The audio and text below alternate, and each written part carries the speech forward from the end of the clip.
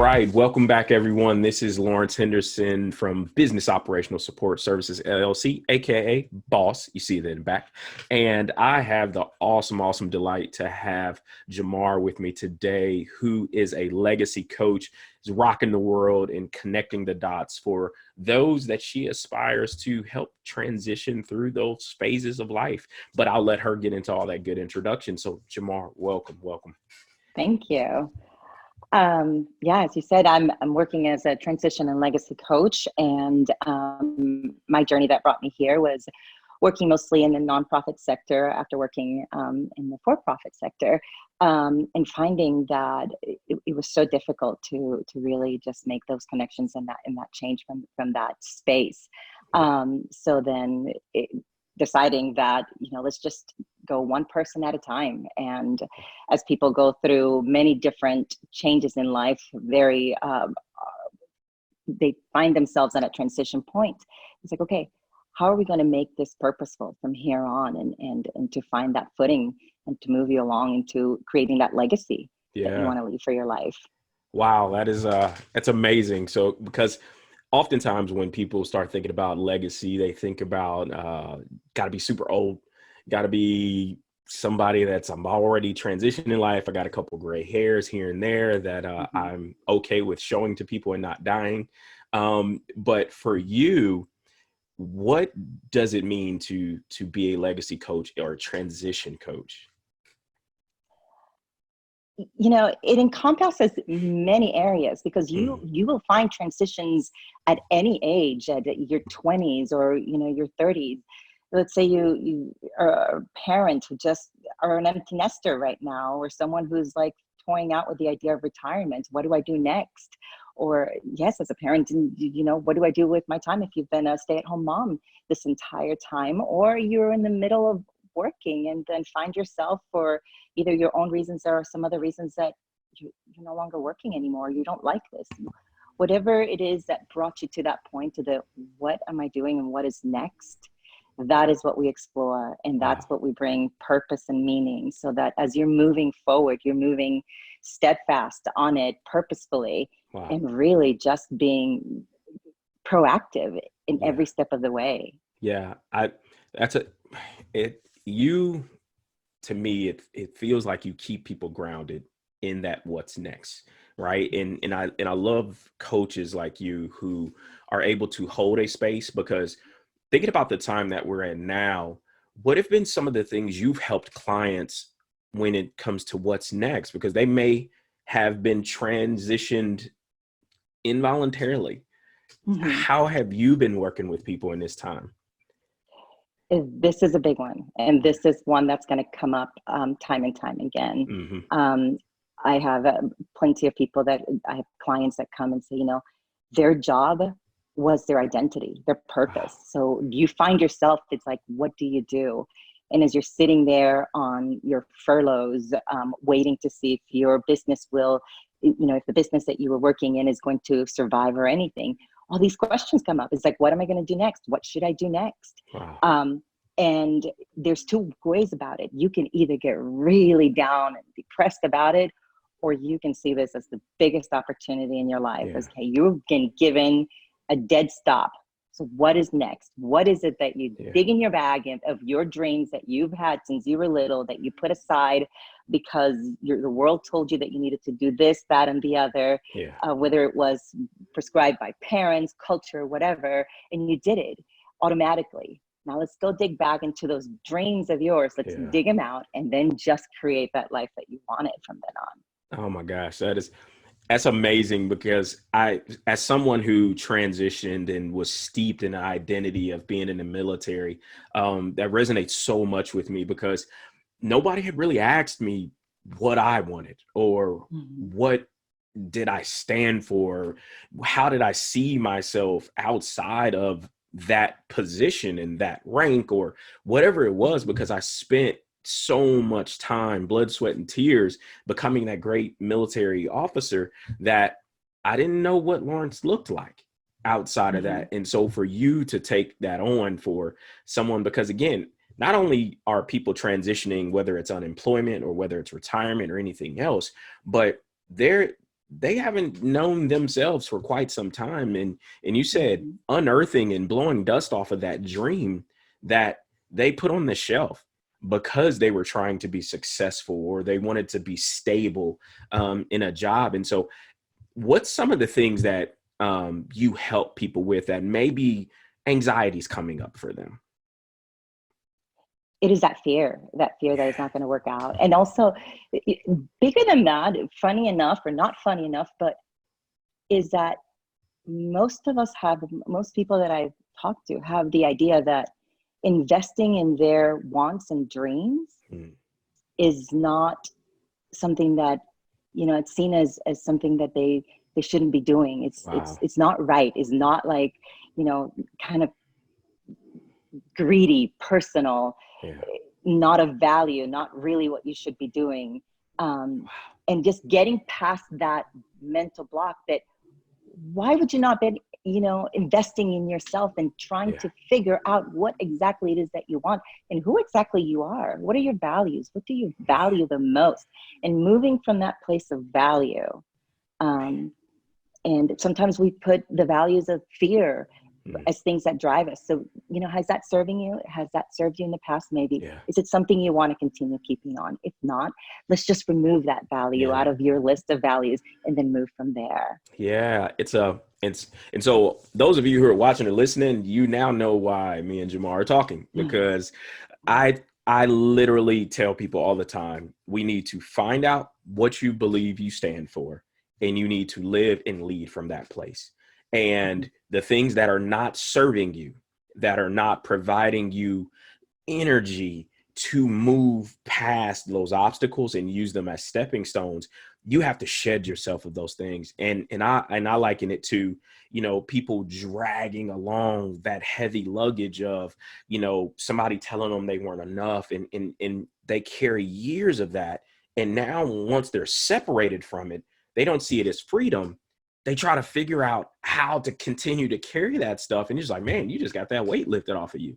And like you said, it's a shift in your mindset that, you know what, they just did me a favor. They just released me to go be great. And now for the first time, I believe what's really causing people some anxiety is that, man, so I really can fly without that extra weight of not being tethered to something that I really wasn't all that geeked up for in the first place.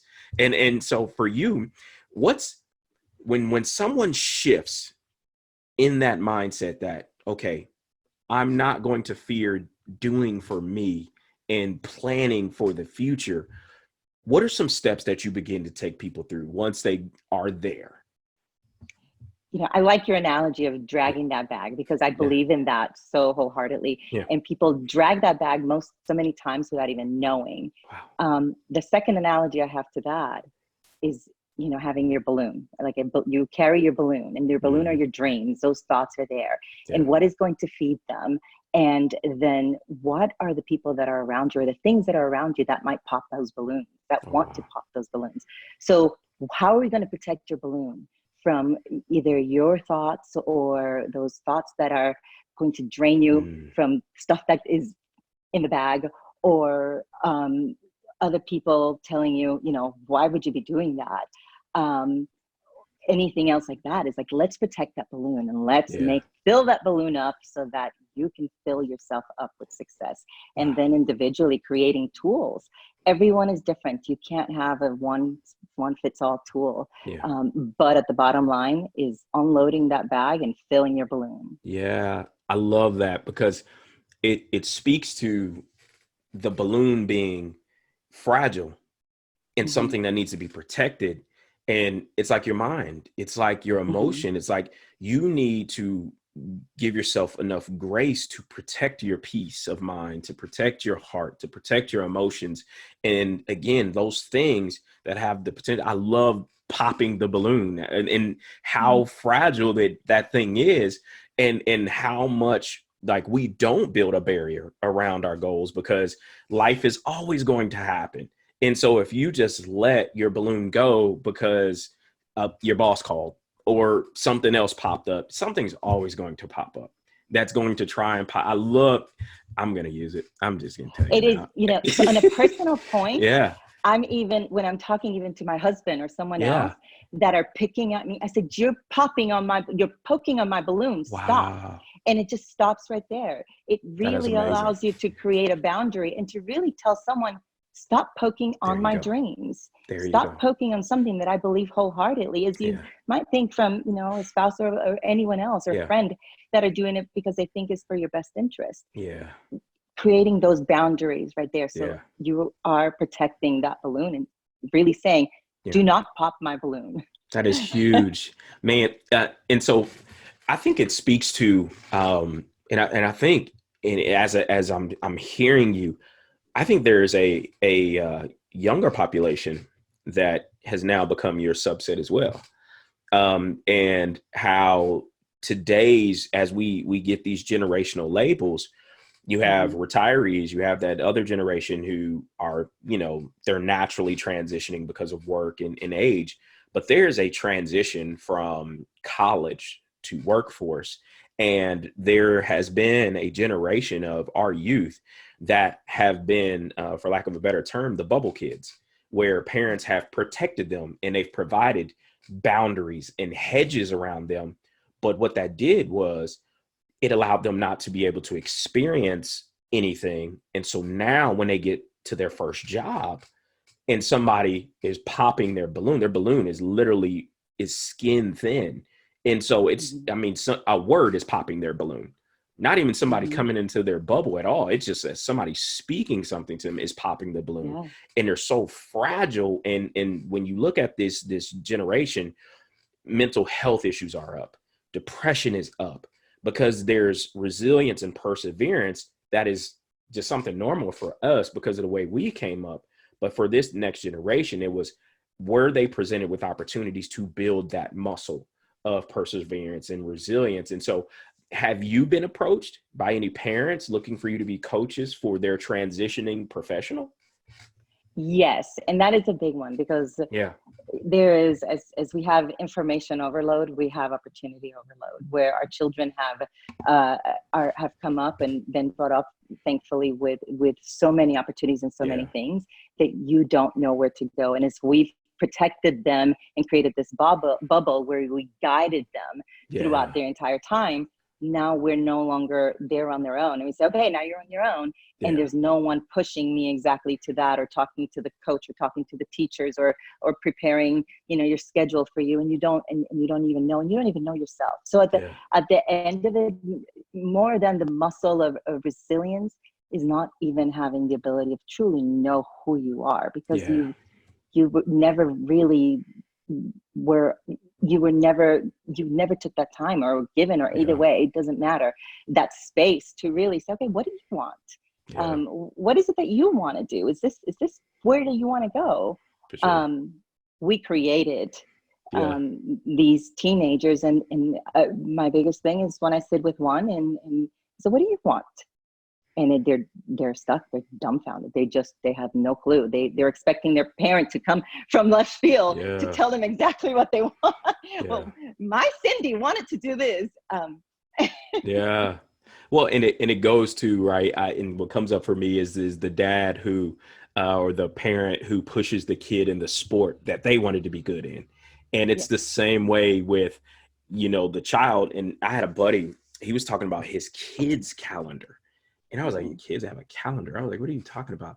Like, he was like, we got band practice, then we got soccer, then we got karate, then we got and he was like, our weekends are consumed because one parent is going off to karate and soccer and everything else. The other parent is going off to basketball tournaments. And then after that is study time. And I was like, dude, I said, when are they going to be kids?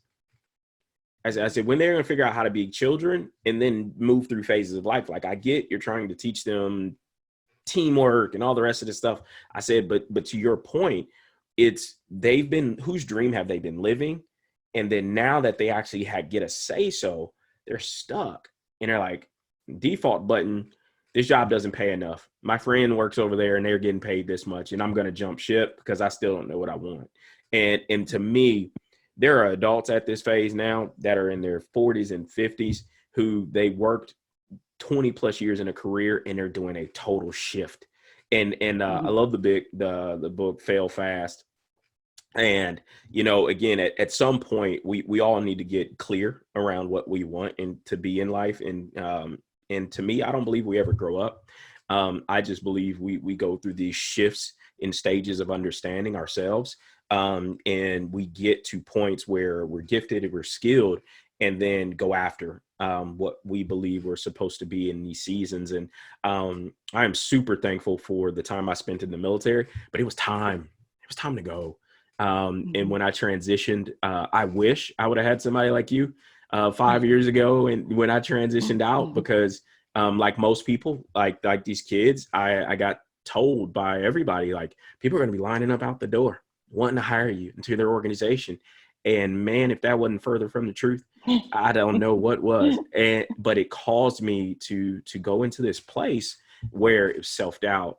It was, identity issues. And to your point, just having cheerleaders, having people to keep us grounded. How important is value work? And I'm going to circle back to this. Like, how important is it to find what you believe in? It's at the core of who you are. I hear everyone, and I've been hearing everyone say, talk about your why. Why are you doing this? The problem is, if you don't know who you are, sometimes you're doing things and you have no idea why you're doing them. And to me, as we go, not only for ourselves, why are we doing this, but why is he doing that? And why is she doing that? Because those are values that are being mirrored back to us. So we don't know what those values are that are being triggered.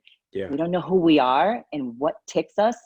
We are going to start asking whys of ourselves and everyone else and create judgment around everything. So values, it is the number one thing in order to be able to answer, what do you want to do with yourself? Because it informs you everything about who you are, and then moving on into your why and what. No, I love that. It informs you. It's and you get clear about, man, that's why that's a thing for me. Bingo. That's why I don't like it. That's why that triggers me. Yeah. And then it's like, that's why I love doing that. That's why every time I hear that, I want to be involved in it, or I want to find out more about it. And it's because it's a driver. And I often think, like, the aspects of, I wanted to be an engineer, right? It's not that I wanted to be a mechanical engineer, electrical engineer. It's the process and the strategic thinking of an engineer and how you take things apart, and you want to understand it. And for me, I want to know how people work. And so I am an engineer and talent whisperer in that respect, that I want to know what drives people. And once I know what drives you, I could pretty much help hold the space for you to reach your next level of excellence, because I need to know why you're the way you are today. And I have to peel back that onion. Right. And for us as coaches, when you are looking for a client, what are some of the things you're looking for? I don't know that I'm looking for clients, as much as clients are looking for you. I see opportunities in everyone. I'm just curious, and I love stories. So first thing I ask is, of anyone I meet, is tell me your story. Tell me about you. Nice. And I love learning about people. And in learning about people, if you ask people to talk about their life experience, people want to share. And when you create that connection, then you continue asking, so why did you do that? Or why did you choose this? And why did you choose that step? And that creates a connection that, a lot of people want to know, why did I do that? I'm not quite sure. Let's just explore. Or that is how a client is usually made. Oh, that's become awesome. in that relationship. Yeah. No, and I apologize. I set you up with that one. No, and I knew that was I knew it was a layup for you. I knew it was a layup, right? Because and so for everybody out there who didn't listen and see that transition, she was like, "Look, I'm looking for alignment in the client coach relationship, and those of us who are secure in our own abilities as a coach, we understand that you choose us and we choose you as well. And it becomes a partnership. And that's why there's a coaching community. So I know clients that, you know what, I'm not right for you, but Jamar is. And it's about listening to the story that people are telling, and not the one that they want you to hear, but it's the one that's actually coming out of them. And I believe for you being on that side of legacy and transition, there's a story, there's an underlying story. People will lead with the top level service level story, but I believe you're digging into, okay, what's the real why? Right? Why are we really having this conversation? Where are you stuck? Right? And for me, I want to know, and I want people to know, like, what excites you about coaching? Possibility.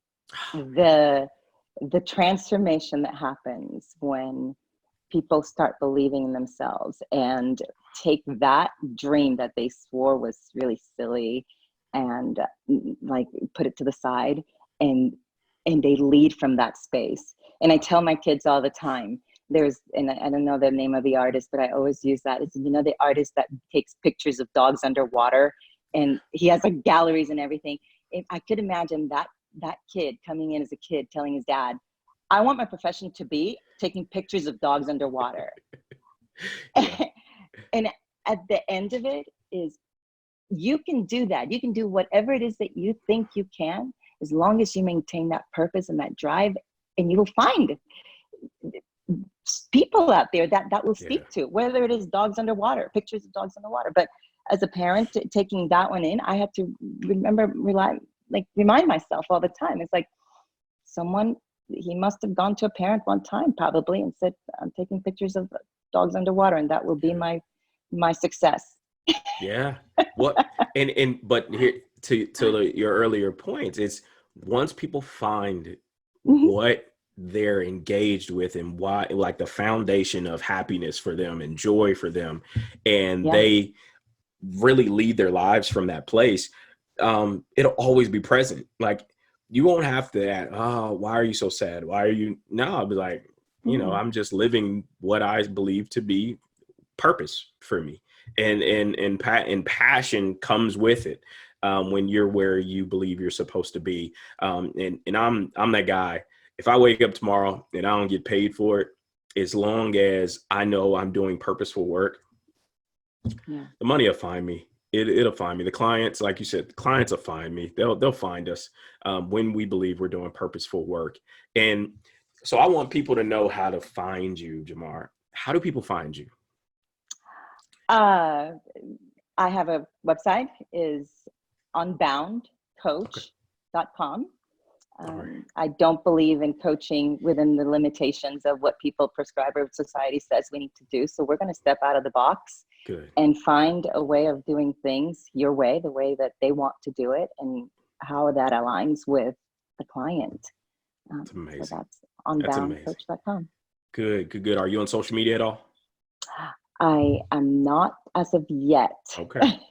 All right. Oh, good. Well, we're gonna make sure we get you on social media, so we can get you out there and start launching all of these on in LinkedIn and Instagram and everything else, because I want to make sure that people are finding their way to you, so that you can partner with them for success. And so I want to say thank you for holding this day down for us to share, and for the world to be introduced to you through my platform. So thank you very much. And this will not be our last podcast together.